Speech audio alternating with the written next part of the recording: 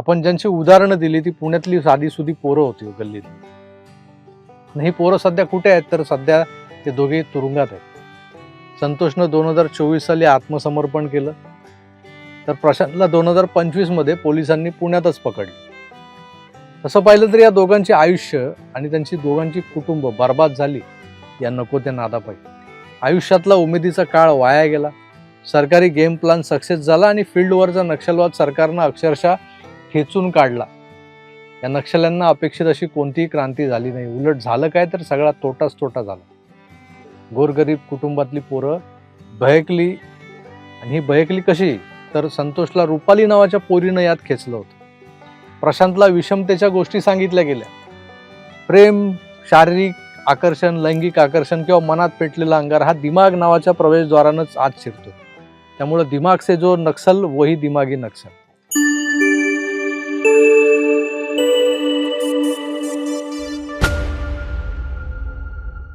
मोदींनी 15 ऑगस्टच्या आपल्या भाषणात दिमागी नक्सल नावाचा एक शब्द वापरलाय. तुम्ही तो ऐकलाही असेल. हथियारी नक्सल तो गए, लेकिन दिमागी नक्सल, ये दिमागी नक्सल मौके की तलाश में है. तर या एका नव्या शब्दावरूनही एक नवीन पार्टी आपल्या देशात तयार झाली, दिमागी नक्षल पार्टी. तर या नावाची एकूण 5 अकाउंट्स सोशल मीडियावर बनवली गेलेली दिसत आहेत आपल्याला. आणि बघता बघता एकाला 4,51,000, दुसऱ्याला 3,78,000, तिसऱ्याला 17,000, चौथ्याला 5,000, एकाला 4,000 असे फॉलोअर्सही लाभलेले आहेत. आता हा एक नवा पायंडा आपल्याकडे पडायला सुरुवात झाली बहुधा, की कोणी काय बोललं, म्हणजे सरकारकडून काय बोललं गेलं, एखादा शब्द वापरला गेला की ज्यांना झोंबतो ते अशा काहीतरी उंगल्या करतात. पण दिमागी नक्सल हा जो शब्द आहे, त्या शब्दाला आपल्याकडे आधीच एक पर्याय होता की अर्बन नक्सल. त्याच टर्मला थोडंसं विशद करून सांगता आलं असतं. पण असा एक युक्तिवाद केला जातोय की नेमकं त्या अर्बन नक्सलमध्ये अनेक पोटशाखा अशा दडल्या होत्या. त्यांना त्याची फोड करून सांगणं गरजेचं होतं. आणि त्यातूनच हा दिमागी नक्सल नावाचा जो शब्द आहे, त्याचा जन्म झालेला आहे. पण खरोखरच दिमागी नक्सल हा शब्दप्रयोग मोदींना का आणि कसा सुचला, यावर आपण विचार करणं भाग आहे. जसं मी तुम्हाला सांगितलं की असू शकतं काय याच्या मागे, ते सांगितलं. तर आज मी एक तुम्हाला नक्षल्यांच्या कारवायांमधल्या बुद्धिभेदाची, ब्रेन वॉशिंगची एक ट्रिक असलेली कहाणी ऐकवणार आहे. ही कहाणीच आहे. पुण्यातल्या एका झोपडपट्टीत राहणाऱ्या संतोष शेलार नावाच्या पोराची गोष्ट आहे. संतोषच्या घरची आर्थिक परिस्थिती ही अर्थात झोपडपट्टीत राहणाऱ्याच्या घरात काय असतं तशी बेताचीच होती. त्याचे वडील म्हणे पेंटर होते. साईन बोर्ड वगैरे बनवायचे, गाड्यांवर horn okay please ta-ta bye bye ते असतं ना, MS-03 वगैरे. आणि ह्याची पण चित्रकला चांगली होती संतोषची. 9वी नंतर शिक्षण घेता आलं नाही त्याला. त्यामुळे आता काहीतरी काम करावं किंवा काम केलेलं बरं, म्हणून संतोषही वडिलांचं काम पाहून त्यांच्यासारखं पेंटिंग शिकला. खरं तर त्याची चित्रकला उत्तम होती. पण नेमकं त्याच काळात त्यांच्या झोपडपट्टीत कबीर कला मंचाचे कार्यक्रम व्हायला लागले. आता कबीर कला मंचाचे कार्यक्रम म्हणजे काय तर पथनाट्य किंवा विद्रोही कवितांचे कार्यक्रम, ते डफ वगैरे घेऊन, ते इथे पण डफली गँग आहे, इथं व्हायचे. संतोष आणि त्याचा एक मित्र होता प्रशांत कांबळे, हे दोघेही त्या कार्यक्रमांना जात असायचे. तर मुळात चित्रकार असलेला संतोष सहज त्या कार्यक्रमांमधल्या आशयानं भारावून गेला असं दाखवलं जातंय. तुमच्या परिस्थितीला तुम्ही नाही तर ही प्रस्थापित व्यवस्था जबाबदार आहे. झोपडपट्टीतल्या लोकांना जर तुम्ही सांगितलं ना, तुम्ही झोपडपट्टीत का राहताय, तुम्ही या गरिबीत का राहताय, तुम्ही पत्र्याच्या खोलीत का राहताय, तुमची छतं का ही अशी फुटलेली फाटकी आहेत, आणि याला जबाबदार कोण आहे? तर ही व्यवस्था जबाबदार आहे. हे प्रस्थापित लोक जे आहेत ना, ते जबाबदार आहेत. आणि ही व्यवस्था या आणि ह्या प्रस्थापित लोकांना जर आपल्याला समूळ नष्ट करायचं असेल, ही व्यवस्थाच उलथवून टाकायची असेल, तर हे केल्यानं तरच क्रांती आणता येईल आपल्याला. आणि असे विचार त्या कार्यक्रमांमागचा खरा तर छुपा अजेंडा होता. हेच विचार त्या दोघांच्या आधी मनात उतरवले गेले आणि मग त्यांच्या डोक्यात भरवण्यात आले. 2010 साली संतोषला एका प्रदर्शनात पेंटिंगचं काम मिळालंय. असं सांगून हे दोन्ही मित्र मुंबईला जायला निघाले. घरी तसं सांगितलं त्यांनी आणि ते गायब झाले. घरच्यांनी 4-5 दिवसांनी ते परत येतील अशी अपेक्षा ठेवली होती. पण ते आले नाहीत. मग काळजीपोटी शोधाशोध सुरू केली. पुढे अनेक महिने जमेल तसा खूप शोध घेतला यांचा. पण ते काही सापडले नाहीत. शेवटी पोलिसात हरवल्याची तक्रार दाखल करून ते आपल्या कामाला लागले. तब्बल 9 वर्षांनंतर 2019 मध्ये बातमी आली, की पुण्यातल्या झोपडपट्टीतला हा संतोष छत्तीसगडमध्ये चक्क नक्षली कमांडर बनलाय. तेव्हा संतोषच्या आईला आपल्या वस्तीत होणाऱ्या कबीर कला मंचाच्या त्या ब्रेन वॉशर सेशन्स मागचं खरं सत्य जाणवलं. तिने एक वक्तव्य केलंय, ते फार बोलकं आहे. कबीर कला मंचचा कार्यक्रम आपल्या वस्तीत झाला नसता ना, तर एवढा अनर्थ घडलाच नसता. आई वडिलांचा आधार असलेला संतोष आता नक्षलवादी विश्वा झाला होता.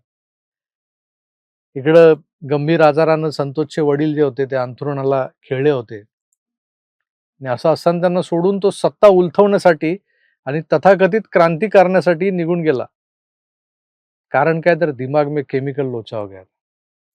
संतोषचा तो दुसरा मित्र प्रशांत कांबळे हा देखील पुण्यातच ताडीवाला रोड जो आहे तिथल्या एका वस्तीत राहायचा. त्यांच्या घरात शिवाजी महाराज, लहुजी वस्ताद, शाहीर अमर शेख, ज्योतिबा फुले यांची तसबिरी भिंतीवर असायच्या. यांच्या विचारधारा काय किंवा हे कोण आहेत किंवा हे मुळातच नक्षली आहेत का, तर नाही, सर्वसामान्य तुमच्या आमच्यासारखे. मग हे असं का घडतं? संतोषचं ते झालं. प्रशांत बद्दल आता मी तुम्हाला सांगतोय. हा प्रशांत देखील तिथलं पुण्यातलं घरदार सोडून कुख्यात नक्षली मिलिंद तेलतुंबडेचा अंगरक्षक बनला होता. इथेच तुम्हाला दिमागी नक्षल या शब्दामागचा गर्भित अर्थ लक्षात यायला हवाय. खरं तर गडचिरोलीच्या जंगलामध्ये एन्काउंटर झालं. तेलतुंबडे पोलिसांकडून मारला गेला. त्यानंतर तिथे नक्षलवाद्यांची काही कागदपत्र सापडली, काही वस्तू सापडल्या. त्यामध्ये शहरी भागातल्या तरुणांना या नक्षल चळवळीत कसं सामील करून घ्यायचं, कोणते कार्यक्रम घ्यायचे, कोणती पुस्तकं वाचायला द्यायची आणि त्यांना कोणत्या संघटनांच्या संपर्कात ठेवायचं याची इत्थंभूत माहिती होती. थोडक्यात सांगायचं तर जंगलातल्या नक्षलवाद्यांच्या हातात बंदुका देऊन, शहरात लेखणीला हत्यार बनवून त्यांना कव्हर फायर देणं आणि नवीन भरती करून घेणं, हेच काम हे दिमागी नक्षल करत असतात. आता आपल्याला समाजात दिसतात तथाकथित पत्रकार, सो कॉल्ड लेखक, कवी, अभिनेते, नटनट्या, नसिरुद्दीन शाह सारखे ती एक आली होती ती सो कॉल्ड पर्यावरणवादी आणि विशेष म्हणजे मोठमोठ्या महाविद्यालयांमध्ये प्राध्यापक, प्रोफेसर बनलेले जे लोक असतात ना, हे सगळी मंडळी दिमागी नक्षलचा रोल निभावत असतात आपल्या खऱ्या आयुष्यात. आता मोदींना हे काय आजच समजलेलं नाहीये. खरं तर त्यांनी 12 वर्षांआधी जेव्हा देशाचा कार्यभार हाती घेतला, तेव्हाच त्यांना या सगळ्याचा अंदाज आला होता. एकाच वेळी अनेक आघाड्यांवर लढायचं होतं आणि ते लढत होते. लढत लढत त्यांनी 370 कलम रद्द करणं असो, लेह लडाखचा विषय असो, ट्रिपल तलाक असो, असे संवेदनशील विषय जे आहेत ना, ते पंतप्रधान मोदी आणि अमित भाई हाताळत आलेत, हाताळता आहेत अजूनही. पण हे ब्रेन वॉशिंगचं तंत्र आहे ना, ते नेमकं कोण चालवतंय, कसं चालवलं जातंय, हे समजून घेणं गरजेचं आहे. आणि महत्वाचं म्हणजे यावर बोलणार कोण? म्हणून Modi coin such kinds of terms. दिमागी नक्षल ही नुकतीच कॉइन केलेली टर्म नाहीये. यावर खरोखरच साकल्यानं विचार व्हायला हवाय. कारण 16 वर्षांपूर्वी प्रशांत कांबळे ज्या यंत्रणेतून नक्षलवादी चळवळीत सामील झाला, त्याला तांडा एरिया कमांडर बनवला होता. पुढे तो सशस्त्र दलाचा भाग झाला. मग तो टेक्निकल पार्ट सांभाळू लागला आणि मग जसा तो ब्रेन वॉश झाला होता, तीच मोडस ऑपरेंडी राबवून तो स्वतः गेल्या अनेक वर्षांपासून गुप्तपणे ही यंत्रणा चालवत मुंबई पुण्यातल्या मुलांची माथी भडकवण्याचं काम करत होता. आधी तो स्वतः जे झाला ते असं मल्टिप्लाय करत होता. थोडक्यात कधी काळी दिमागी नक्षलचा शिकार झालेला तरुण आज स्वतः त्या रोलमध्ये आला होता. रायगडमधल्या एका आदिवासी पाड्यावर शाळकरी मुलांना शिक्षण देण्याचं सामाजिक काम करतोय असं दाखवून त्यानं हे जाळं विणलं होतं. तर या दरम्यान त्यानं कोणाकोणाला यामध्ये ओढलं असेल, हा खरं तर तपासाचा भाग आहे. नाव बदलून अनोळखी पाड्यांवर सामाजिक कामाचं नाटक करून हे सगळं करणं खरंच सोपं काम नाहीये.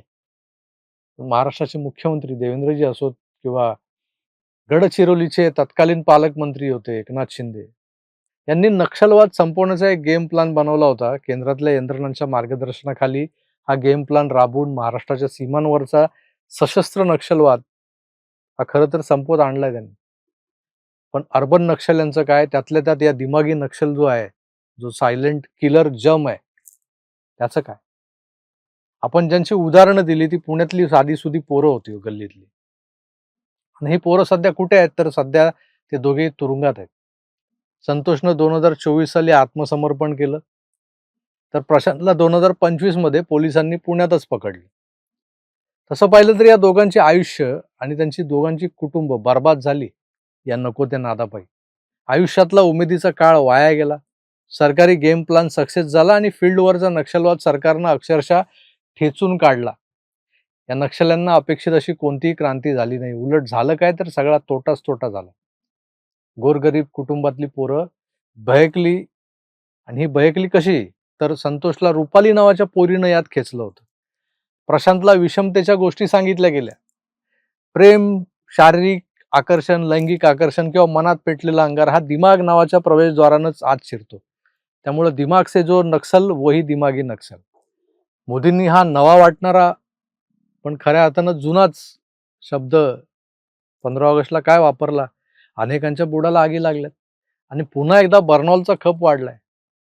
असो, आपल्याला काय बुवा, आपण साधी माणसं. जेवढं दिसतं, जेवढं समजतं तेवढंच बोलतो. तर पटलं तर घ्या, नाहीतर सोडून द्या.